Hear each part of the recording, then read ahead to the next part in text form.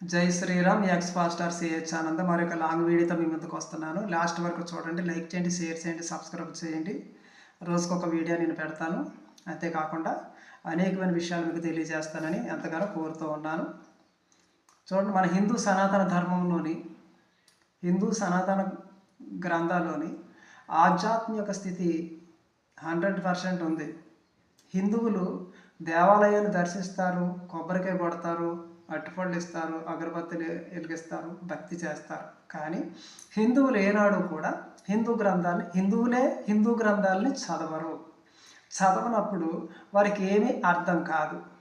పేరుకి హిందువులే కానీ వాళ్ళలోని కదా సనాతనము ఉండదు. సనాతనం ధర్మం లేనప్పుడు వాళ్ళకి ఆధ్యాత్మిక స్థితి ఉండదు. ఆధ్యాత్మిక స్థితి లేనప్పుడు వాళ్ళు దిగజారిపోతారు. దిగజారిపోవడంతో కష్టాలు, శ్రమలు, ఇరుకులు, సమస్యలతో పోరాడుతూ ఉంటారు. ఇలాంటి టైంలోనే క్రైస్తవ మతాన్ని స్వీకరించడం జరుగుతూ ఉంది. ఇంకోటి ఏంటంటే హిందువుల్ని కలవరు. కులాల వారుగా, మతాల వారుగా అధికారము, పలుకుబడి ఇవన్నీ అడ్డం పెట్టుకొని నువ్వు ఎక్కువ, నేను ఎక్కువ, నువ్వు తక్కువ అని చెప్పి చిన్న చూపు చూడటంతో కదా దూరంగా ఉంటూ ఉంటారు. హిందువులు దర్శించరు, వారి కష్ట సుఖాలను అర్థం చేసుకోరు, వాళ్ళు దర్శించరు, గ్రామాలను దర్శించరు. అలాంటప్పుడు కదా హిందువుల్లోనే వాళ్ళు హృదయాల్లోని దైవభక్తి లేనప్పుడు, వాళ్ళు హృదయాల్లో రాముడు కానీ, కృష్ణుడు కానీ, శివుడు కానీ, ఆఖరికి దేవతలు కానీ వాళ్ళ హృదయాల్లో లేనప్పుడు అక్కడ పూర్వీకులు కట్టించినటువంటి దేవాలయాలన్నీ కూడా మూతపడతాయి, శిథిలమవుతాయి, వినాశనానికి కూడా గురవుతాయి. చుట్టూ తుప్పులొచ్చి కూడా దేవాలయాల్ని మూసివేస్తాయి. అక్కడ భక్తి అనేది ఉండదు. మనుషుల హృదయాల్లోని హిందూ ధర్మం లేనప్పుడు, గ్రంథాల గురించి వారికి అధ్యయనం చేయనప్పుడు వాళ్ళు మత మార్పులకు గురవుతారు. దేవాలయాలన్నీ కూడా మూతపడతాయి. మనుషుల యొక్క హృదయాల్లో కూడా హిందూ సనాతన యొక్క దేవుడు ఉండడు. అలాంటప్పుడు రాజకీయ నాయకులు ఓట్ల కోసం కదా హిందూ సనాతన ధర్మం అనే ఒక భక్తి ముసుగులోని వచ్చి అసలు వాడికి భక్తే ఉండదు కానీ దేవాలయాలు కట్టాలని రాజకీయంగా ముందుకు వస్తారు. కానీ వాళ్ళకి భక్తే ఉండదు. నిజానికి నేను ఒకటి చెప్తానండి, రాజకీయానికి రంగు, రుచి, మతము ఉండదు. ఏ రాజకీయ నాయకుడు కూడా హిందూ ధర్మాన్ని పాటించడు, ఏ మతాన్ని పాటించడు, ఏ ధర్మాన్ని ఆచరించడు. వాడికి రంగు తెలియదు, రుచి తెలియదు. వాడికి కావాల్సిందల్లా అధికారము, డబ్బు, పలుకుబడి, ఇదే సర్వస్వం అనుకొని దాన్ని అడ్డం పెట్టుకొని కొన్నాళ్ళేమో కాంగ్రెస్లో, కొన్నాళ్ళు బీజేపీలో, కొన్నాళ్ళు తెలుగుదేశంలో, కొన్నాళ్ళు వైసీపీలోని ఇలా వాళ్ళు జంపులు చేస్తూ ఉంటారు. అధికారం కోసం రాజకీయంగా జంపులు చేసుకుంటూ మనుషుల్ని బలహీనతలను అడ్డం పెట్టుకొని పరిపాలిస్తూ, ప్రభుత్వాలు విచ్ఛిన్నం చేస్తూ, అధికారులేమో చెప్పు కింద పెట్టుకొని ఆడిస్తూ ఉంటారు దేశాన్ని, ప్రజల్ని. జై శ్రీరామ్. అందుకే ప్రజలంతా కూడా అణగారిపోతూ ఉన్నారు. వాళ్ళకి ఏం చేయాలో తెలియక ఈ మతం నుంచి ఆ మతం నుంచి జంప్ చేస్తూ ఉన్నారు. రాజకీయ నాయకుడు తలుచుకుంటే ఒక దేవాలయాన్ని కట్టాలనుకుంటే సందాలు వసూలు చేయాలా? ఒక రాజకీయ నాయకుడు దేవాలయాన్ని కట్టాలంటే చందాలు వసూలు చేయాలా? వాడి దగ్గర డబ్బు ఉండదు. వాడికి నిజంగా భక్తి ఉంటే వాడి దగ్గర డబ్బు ఉండదా? దేవాలయాన్ని కట్టలేడా? పబ్లిసిటీ అవసరమా? జై శ్రీరామ్. అర్థం చేసుకోవాలి. కనుక నేను చెప్పేది ఏంటంటే, రాజకీయ నాయకులు తలుసుకుంటే వాళ్ళకి భక్తి ఉంటే దేవాలయాలు కట్టేసుకుంటారు, సందాలు వసూలు చేయ అవసరం లేదు. జై శ్రీరామ్. అదంతా రాజకీయం, భక్తి ముసుగులోని రాజకీయం అంతే. ఓట్ల కోసం, పలుకుబడి కోసం. జై శ్రీరామ్. కనుక రాజకీయ నాయకులకి రంగు, రుచి, మతంతో పని ఉండదు. ఇంకేంటంటే హిందువులకి బాధ్యత లేదు. గ్రామాలను దర్శించి హిందువుల్ని పరిస్థితులు తెలుసుకునే బాధ్యత లేదు.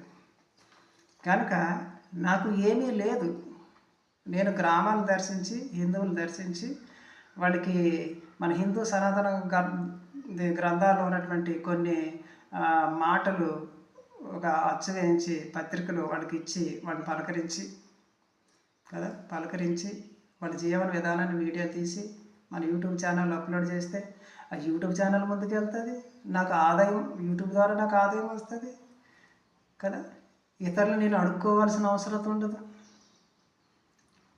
హిందువుల నుంచి అనేకమైన సమస్యలు ప్రభుత్వం దృష్టికి వెళ్తాయి, ప్రజలు కూడా తెలుసుకుంటారు, వారి జీవన విధానాన్ని మారే అవకాశాలు ఉంటాయని చెప్పి ఆలోచించి అందుకే ఆర్థిక సాయం అడుగుతూ వస్తాను. సంవత్సరం నుంచి ఆర్థిక సాయం ఎవరో ఒకళ్ళు ఇద్దరు 1000-1500 సాయం చేస్తారు. అది యూట్యూబ్ డేటాకి అట్లకి అవి వినియోగించడం జరుగుతూ ఉంది కదా. గ్రామాలు దర్శించాలంటే వెహికల్ కావాలి. నాకు వెనక ముందు ఎలాంటి ఆధారం లేదు కనుక ఒక సెకండ్ హ్యాండ్ బండి కొనుక్కోవడానికి 15,000 సాయం చేయండి సంవత్సరం నుంచి అడుగుతాను. నేను అడగడమే, యూట్యూబ్ ఛానల్లో నేను అడగడమే కనిపిస్తూ ఉన్నాను. సాయం చేయండి, సాయం అడగడమే కనిపిస్తున్నాను తప్ప నాకు ఆ వెహికల్ కొనుక్కోవడానికి ఎవరు కూడా ఒక ధనవంతుడు సాయం చేయడానికి ముందుకు రావడం లేదు. ఎవరైనా 500-1000 సాయం చేస్తే ఎప్పుడో ఒకప్పుడు అది పేదవాడే తప్ప ధనవంతుడు కాదు. ఒక్క ధనవంతుడు ముందుకు వచ్చాను ఎప్పుడో పండుకునేవాడిని, ఈ వాటికి చాలా గ్రామాలు దర్శించేవాడిని, వీడియో తీసేవాడిని, మీ ముందుకు తీసుకొచ్చేవాడిని కదా. వెహికల్ కొనుక్కోవడానికి డబ్బులు రానప్పుడు, వెహికల్ కొనుక్కోలేనప్పుడు గ్రామాలు నడిచి నేను వెళ్ళడం నాకు ఆరోగ్యం, నా శక్తి సరిపోదు కదా. ఎవరికి సరిపోదు. ఏ రోజుల్లోని వేగం, కాలం చాలా వేగంగా ఉంది. కారుల్లోని చాలామంది యూట్యూబ్ ఛానల్ పెట్టారు. వాళ్ళకి వెనక ముందు ఆధారం ఉంది కనుక ధనమని మంచి ఫోన్ కొనుక్కుంటున్నారు, మంచి బండి కొనుక్కుంటున్నారు, కారు కొనుక్కుంటున్నారు కదా.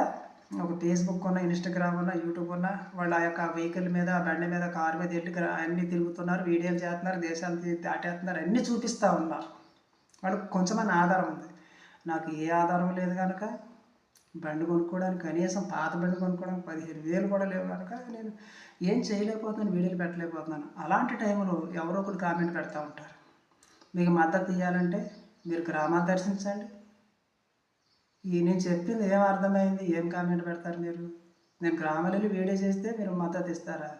నేను గ్రామాలు వెళ్ళి దర్శించి నాకు వెహికల్ ఉంటే మీరు మద్దతు ఇచ్చినా ఇవ్వకపోయినా పర్వాలేదు, యూట్యూబ్ నుంచి సాయం వస్తుంది. నాకు ముందుకు వెళ్ళడానికే తోవలేదు కదా. జై శ్రీరామ్. అంతేకాకుండా యూట్యూబ్లో ఇలాగా కూర్చొని కౌంటర్లు ఇవ్వడం కదా, మెసేజ్లు కౌంటర్లు ఇవ్వడం, నో యాక్షన్. గ్రామాల్లోకి దిగి ప్రజల పరిస్థితిని తెలుసుకొని అధికారుల దృష్టికి, ప్రజల దృష్టికి, ప్రభుత్వం దృష్టికి తీసుకెళ్ళడమే, ఈ యాక్షన్లోకి దిగడమే నిజమైనటువంటి సనాతన ధర్మంలో ఉన్నటువంటి ఒక హిందూ చేసే బాధ్యత గల పని. ఆ పని గుర్తించే నేను మీ సాయం అడుగుతూ ఉంటే మీరు అర్థం చేసుకోక పిచ్చి కామెంట్లు పెడతా ఉన్నారు.